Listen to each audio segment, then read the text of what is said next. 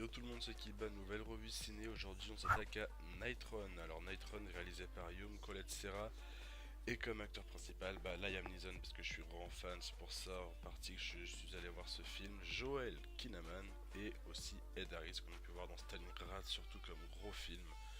Joel Kinnaman on l'a vu dans Robocop et après d'autres films dont j'ai déjà vu sa petite bouille, mais je me rappelle plus lesquels, donc voilà. Donc on va procéder comme on a fait à Chepi, c'est-à-dire pendant un premier temps je vais vous dire à peu près ce qui se passe, donc le synopsis, et en deuxième temps vous aurez mon avis. Donc passons au synopsis, voilà voilà.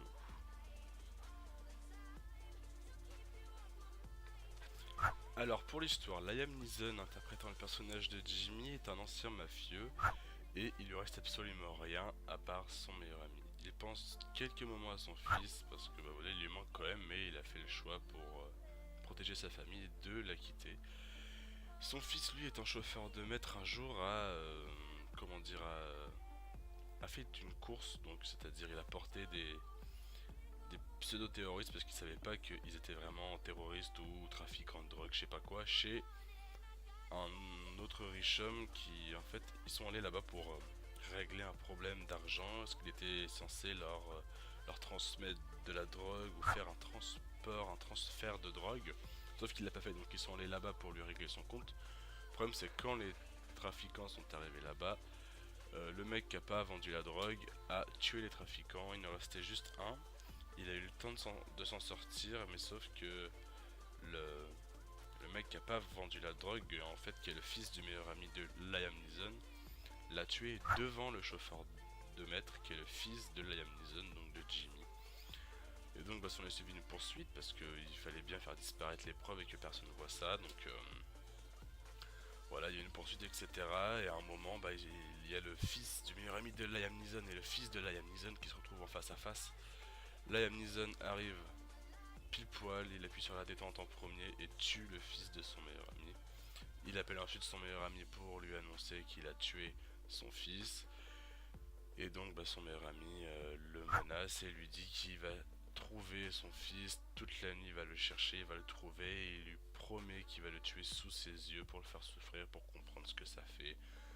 Et voilà, donc c'est une course-poursuite toute la nuit, c'est une chasse à l'homme entre guillemets. Maintenant on va passer à mon avis, c'est parti. Alors mon avis sur ce film, et bien ce film est vraiment bien, hein. J'ai été vraiment, comment dire, j'ai été accroché par ce film pendant toute la durée. Euh, la scène d'attache est très bien faite. Il y a bien une scène au début qui fait que tu t'attaches au personnage et tout. Le fils et tous les personnages sont attachants, que ce soit le héros ou bien le méchant, même le méchant entre guillemets qui est Ed Harris, qui s'appelle Shaun dans le film si mes souvenirs sont bons, est très attachant parce que voilà, on voit bien que quand il perd son fils, malgré que ce soit un homme qui a fait des massacres auparavant, il est quand même blessé, tu vois. Et cette chasse à l'homme est bien faite, elle est pas exagérée, enfin même si voilà, hein, je veux dire des moments où Liam Neeson il s'en sort sur le fil, voilà, hein, il est un peu de la famille des Chuck Norris, hein, franchement. Mais ce film il est vraiment balèze, je ne spoilerai pas ce qui se passe à la fin ou s'il y a un rebondissement de ouf ou quoi. Mais j'ai accroché parce que en plus les musiques sont bien choisies. L'ambiance c'est bon, c'est souvent sombre, hein. Bon, en même temps c'est Night Run, je suis un peu con, mais c'est vrai que c'est souvent sombre, etc. Mais c'est vachement bien fait, la recherche par Interpol entre guillemets est vachement bien exploitée, les hélicoptères, toutes les différentes sections, les prises d'immeubles, genre quand tous les policiers, enfin il y a un moment, je ne spoil rien, mais Liam Neeson et son fils, donc Jimmy et son fils, je sais plus son nom, je crois que c'est Mika, ils se retrouvent dans un immeuble et je dirais pas pourquoi, ils se retrouvent dans un immeuble et les flics arrivent en même temps, donc ils montent tous en même temps, ils montent les marches et pour vérifier qu'ils ne descendent pas, il y a un hélico qui les surveille et tout, c'est palpitant, c'est un truc de fou quoi, franchement, moi j'ai adoré ce film. Donc voilà, franchement, ouais, ce film vaut bien une petite place de cinéma. Bon, je le mettrai pas non plus au niveau de Taken 1 parce que voilà, mais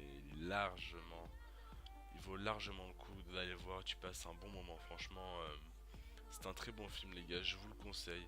Surtout, bon, moi en tant que fan de Liam Neeson, je sais que j'en ai parlé avec une personne qui aime pas Liam Neeson, il a vraiment trouvé ce film euh, trop poussé, trop... Voilà, il manquait le petit truc pour lui, et moi le petit truc, il y est, c'est palpitant, c'est accrochant, c'est du Liam Neeson, je kiffe. Donc voilà, je vous le conseille les gars, j'espère que cette revue vous a plu, c'est toujours une revue express, ça me prend moins de temps à faire et c'est bien.